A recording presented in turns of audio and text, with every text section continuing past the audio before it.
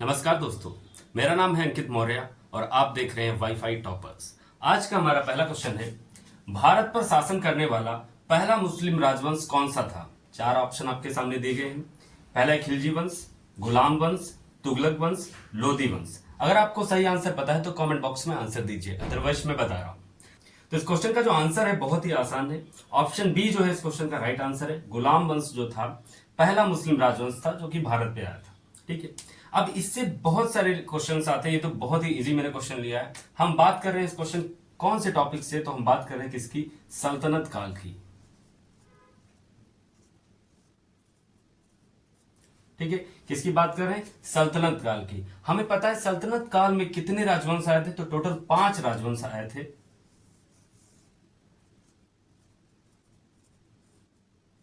Total कितने? 5 राजवंश आए थे। अब इससे कई बार क्वेश्चन एग्जाम में पूछा जाता है कि गुलाम वंश के बाद कौन सा वंश आया था, या गुलाम वंश से पहले कौन सा वंश था, या लोधी वंश से पहले कौन सा वंश था, या तुगलक वंश के बाद कौन सा वंश आया था, या किस वंश का कार्यकाल सबसे लंबा था, या किस वंश का कार्यकाल सबसे छोटा था। ठीक है, इससे बहुत सारे क्वेश्चन एग्जामिनर आपसे बार बार घुमा के आपसे पूछता रहता है। तो मैं आपको बताता हूँ, ये याद करना कई बार हम कंफ्यूज हो जाते हैं, क्योंकि इसको याद करना कैसे हमें मतलब सीक्वेंस में एक याद करना है। ऐसा नहीं कि हम कुछ भी याद कर लें, याद तो हमें सारे हैं, पर जब वो एग्जामिनर पूछता है तो हम कंफ्यूज हो जाते हैं कि कौन सा वंश किसके बाद आया था। तो इसकी मैंने एक ट्रिक बनाई है। बहुत लोग कहते हैं जीके बहुत ही क्या है, टफ है टफ है टफ है, पर मैं बोलता हूं कि जीके तो सरल है। क्या है? जीके तो सरल है। नहीं, मैं नहीं मानता।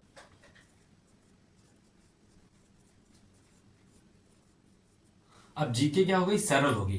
तो जी से क्या हो जाएगा यहाँ पे? गुलाम वंश। ठीक है, के से क्या हो जाएगा? खिलजी वंश।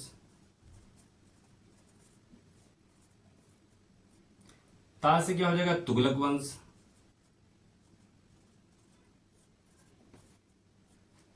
सा से क्या हो जाएगा? सैयद वंश।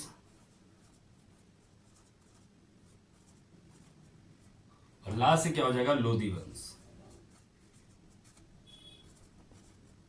यानी ये क्या है? ये क्रम है जो कि क्या है? ये एक है, ये दो है, ये तीन है, ये चार और ये पांच।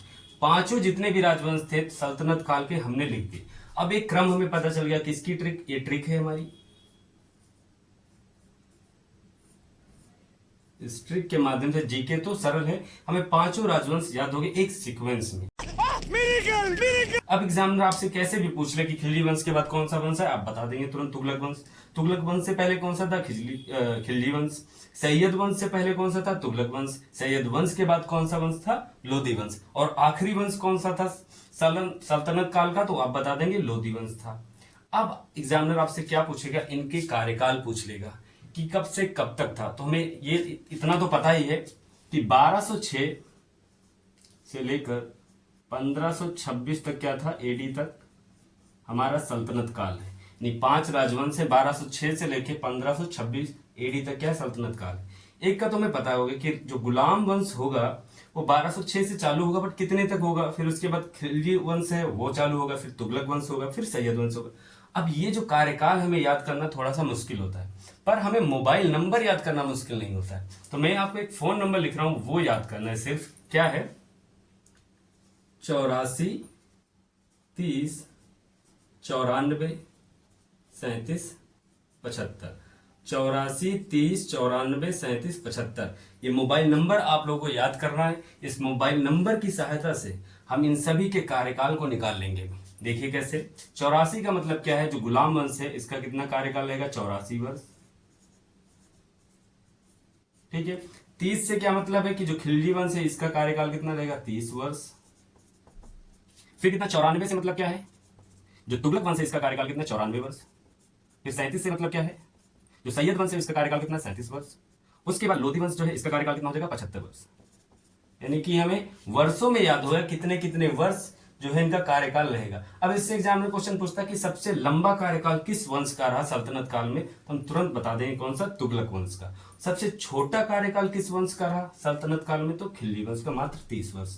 ये भी क्वेश्चन हम बना देंगे। कार्यकाल यहां से कैसे निकाल लेंगे तुरंत? देखो 1206 से चालू होगा, इसमें कितना? 84 वर्ष का रहा, तो 84 जोड़ देंगे तो कितना हो जाएगा? 1290। आराम से निकल जाएगा। फिर 1290 से चालू करेंगे 30 वर्ष, यानी कि 1320 हो जाएगा। फिर 1320 से चालू करेंगे, इसमें कितना जो 94 यानी कि 1414, ठीक है। फिर 1414 से कितना 37 तो कितना हो जाएगा 1451, ठीक है। फिर 1451 में कितना ऐड कर देंगे 75 तो कितना हो जाएगा 1526। आसानी से हमें कार्यकाल भी याद होगा किसकी मदद से, सिर्फ फोन नंबर याद रखना है 84 30 94 37 75। अभी किसका है ये मत पूछना, ये मैंने ट्रिक बनाई है, किसी का नंबर निकल जाए बट डायल नहीं करना तुम लोगों को, ठीक है। तो हमें कार्यकाल याद हो गए, इनका सीक्वेंस याद हो गया। अब एग्जामिनर बहुत चालाक है, वो और घुमाएगा, आपको पूछेगा इनके जो संस्थापक हैं, जितने भी राजवंश दिए गए हैं पांचों, इनके संस्थापक कौन कौन से हैं, तो ये आपसे पूछ सकता है।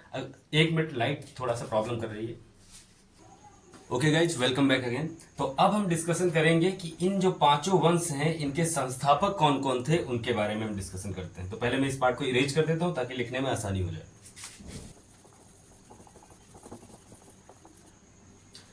तो अगर मैं आपसे पूछता हूं कि गुलाम वंश का संस्थापक कौन था, तो ये सभी को पता है कि कुतुबुद्दीन ऐबक जो थे तो गुलाम वंश के संस्थापक थे। मगर आपसे मैं अगर पूछ लूं कि सैयद वंश का संस्थापक कौन था, तो शायद आपको नहीं पता होगा। अगर मैं पूछ लूं लोधी वंश का तो कंफ्यूज हो जाएंगे, फिर खिलजी वंश का, तो इसमें कंफ्यूजन ना हो इसके लिए मैंने भी एक ट्रिक बनाई है। बहुत ही आसान ट्रिक है, लिखता हूं थोड़ा सा अजीब है पर आपको लॉन्ग टाइम तक याद रहेगी, इसलिए मैंने उसको बनाया है। तो देखते हैं क्या है।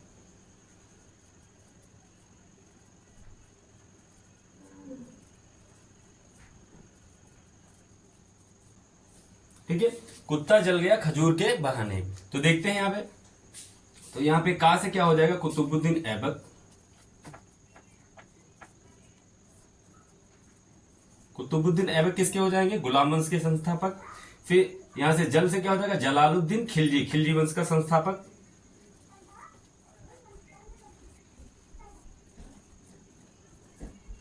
ठीक है, अगला हो जाएगा गया, गया से क्या गयासुद्दीन तुगलक, किसके तुगलक वंश के संस्थापक।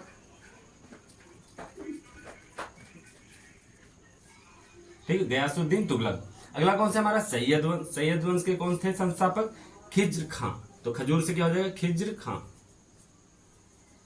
खिज्र खां। ठीक है, फिर लास्ट हमारा कौन सा लोधी वंश। तो लोधी वंश के जो अंतिम संस्थापक थे, मतलब अंतिम राजा कौन था, इब्राहिम लोदी था। मगर संस्थापक कौन था इसका, तो यहां से के बहाने से क्या हो जाएगा बहलोल लोदी, लोधी। ठीक है, तो इस तरीके से आपको पांचों जितने वंश हैं जो सल्तनत काल के, इनके संस्थापक भी याद करने हैं। किस ट्रिक से याद होंगे आपको, कुत्ता जल गया खजूर के बहाने।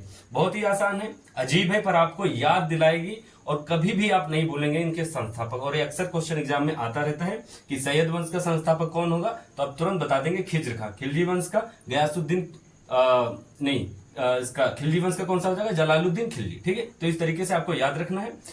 तो इसी तरीके के नॉलेजफुल वीडियो देखने के लिए हमारे चैनल को सब्सक्राइब कर लें और मिलते हैं नेक्स्ट वीडियो में। तब तक के लिए बाय बाय, टेक केयर, जय।